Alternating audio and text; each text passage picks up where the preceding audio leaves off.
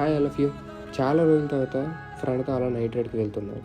అలా దారిలో కొంతమంది చూసేసరికి చాలా బాధ అనిపించింది.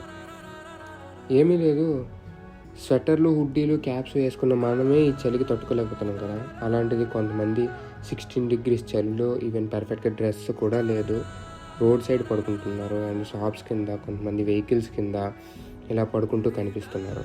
సో నాకైతే చాలా బాధ అనిపించింది.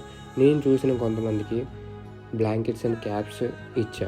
బట్ ఏదో తెలియని సందేహం, ఇలా చాలామంది చలిలో స్ట్రగుల్ అవుతూ ఉంటారు అని అనిపించింది. సో అప్పుడే డిసైడ్ అయ్యాను, నా వరకు అయినంత వరకు నేను చేయాలని.